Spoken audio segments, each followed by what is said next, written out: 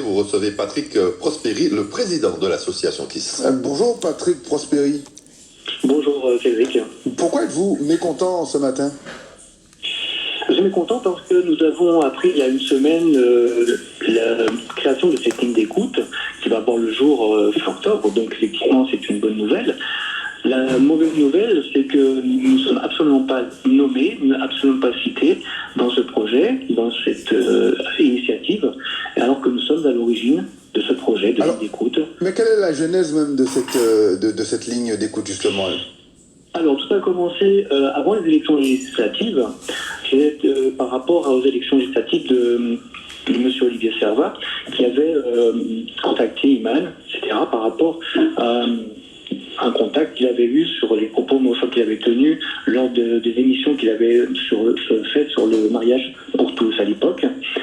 Et donc, Iman avait découvert cette vidéo et avait fait deux mots à M. Olivier Servat, qui lui a demandé qu'est-ce qu'il pouvait faire pour ces populations LGBT en Guadeloupe qui étaient exactement durement touchées.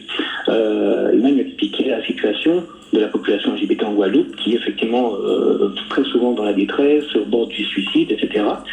Et donc Olivier Servat a voulu apporter son soutien afin de renverser la vapeur, on va dire, concernant ses propos.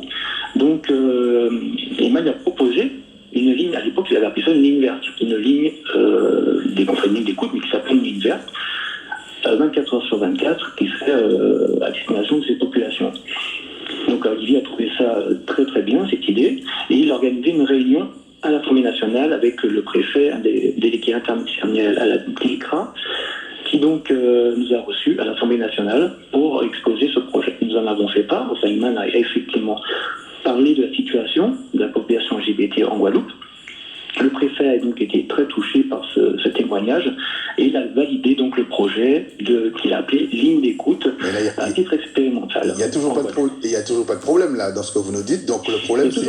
Voilà, il n'y a toujours pas de problème. Donc nous avons travaillé pendant des mois dessus. Nous avons été donc validés et soutenus par donc le préfet de la TICRA pour mener à bien ce projet. Nous sommes donc porteurs du projet, validation et ensuite comité de pilotage. C'est-à-dire que notre mission était de trouver une association locale, puisque la DICRA font des projets à destination locale. Il faut contacter les préfectures localement, et ce sont les préfectures locales qui, effectivement, chapeautent ensuite le projet. Et la difficulté, la mission que nous a donnée le préfet, c'était de trouver une association locale.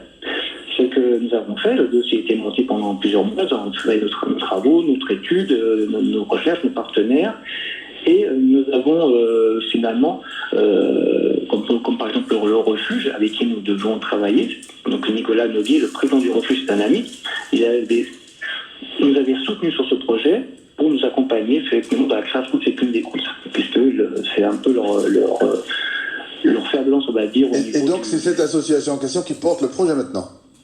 Non, pas du tout. C'est pas du tout le refuge. Donc du coup, non, le refuge est une association, on va dire, qui vient en accompagnement, en soutien. Alors, justement, nationale. D'accord. Alors, Patrick Prosperi, qu'on comprenne bien, on a compris la jeunesse, vous étiez à l'origine sur ce que vous nous dites de ce projet, et aujourd'hui, qui l'a récupéré? Alors, le problème, c'était donc toujours toute l'association locale. Nous avons contacté plusieurs personnes, des associations. Il y avait toujours un problème. Soit il n'y avait pas de local, soit les gens ne répondaient pas, soit les gens ne voulaient pas suivre ce projet, ou c'était incompatible aussi avec le projet. Donc, beaucoup de facteurs qui faisaient que nous ne trouvions pas d'association qui pouvait héberger ce projet. Et donc, Patrick Prosperi, vous me permettez, parce que comme on est un peu pris par le temps, j'aimerais que vous m'expliquiez qui a récupéré ce fameux projet en question. Donc, M. Olivier Servat nous a proposé de rencontrer Mme Viviane Mélion, présidente de l'association Amalgame Humanis, que Iman a rencontré en décembre dernier, en décembre 2018. Il l'a rencontrée, elle a fait visiter un local à Bémao, une villa, et nous avons constaté que, effectivement, ce projet pouvait être suivi par cette association. Alors, maintenant... avec tous les éléments en main.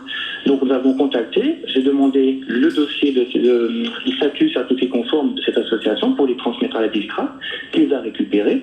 Et depuis cette date-là, depuis février 2019, nous n'avons plus de nouvelles. Et c'est à partir de là qu'apparemment le projet a été pris en main par cette association. Donc vous avez tenté de contacter tout le monde et vous n'avez aucune réponse? Plusieurs fois, effectivement. sans réponse de la part de plusieurs personnes, de tous les instances, et puis surtout dernièrement, lorsque nous avons vu cette ligne d'écho sur Facebook, j'ai essayé de prendre contact avec William Meillon, M. Servat, personne ne me répond, et voilà, nous voyons que les choses continuent, toujours sans nous nommer, et sans nommer en fait, nous revendiquons la paternité en fait, simplement, la ligne d'écoute c'est très bien qu'elle voit le jour, heureusement, c'était une très très bonne chose, simplement il ne faut pas se vanter de dire voilà, j'ai eu l'idée de faire quelque chose alors que ce n'est pas le cas. La paternité, on revient à l'artiste Iman, c'est lui qui a initié le projet, c'est lui qui a initié cette initiative, donc ça lui revient de droit. Voilà. La moindre des choses aurait été de le mettre comme parrain ou de l'inviter au moins, ce serait la moindre des choses. Voilà. Merci en tout cas à vous, Patrick Prosperi, d'avoir répondu à nos questions, de nous avoir expliqué le pourquoi de votre colère. 7h15.